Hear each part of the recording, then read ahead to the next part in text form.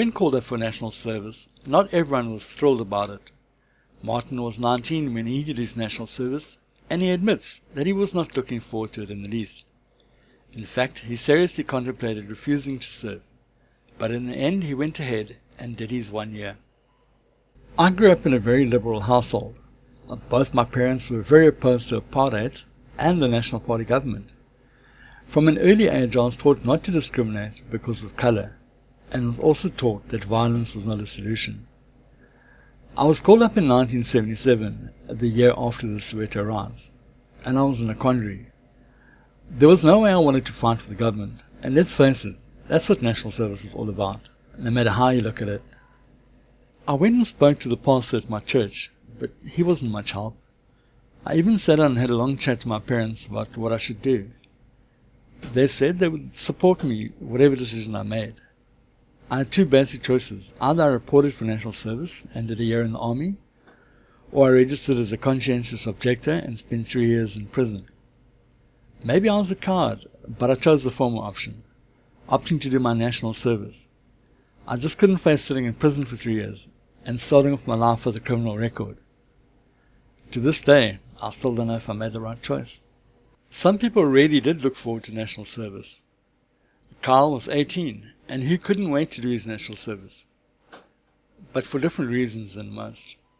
I'd just finished school, leaving with a Standard 8 certificate.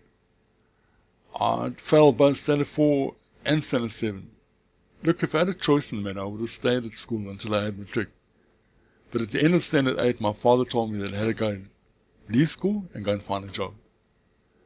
Both my parents were alcoholics. As a kid, my home life was hell. My dad used to work for the railways, and we lived in a railway house. I still don't know how my father managed to keep his job, because he was always drunk.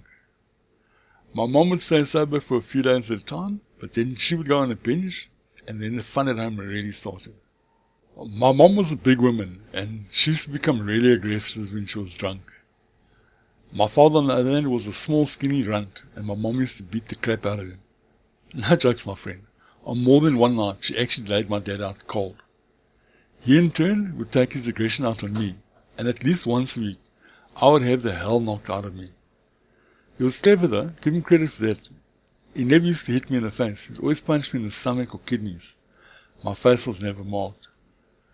So when my call-up papers arrived, I was delighted. It was my chance to get out of that house. Look, no matter what the army threw at me, it could only be better than my current situation. When I left, neither of my parents even came to see me off.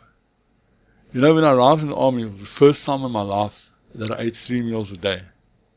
Some of the guys moaned about the food, but to me, it was cool. You know, when food came in a distant second in my house, I would often go 2 or 3 days with nothing to eat. Thanks for watching. Please feel free to leave a comment, and remember to share this video.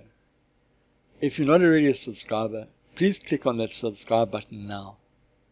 Remember that we upload new videos at least twice a week.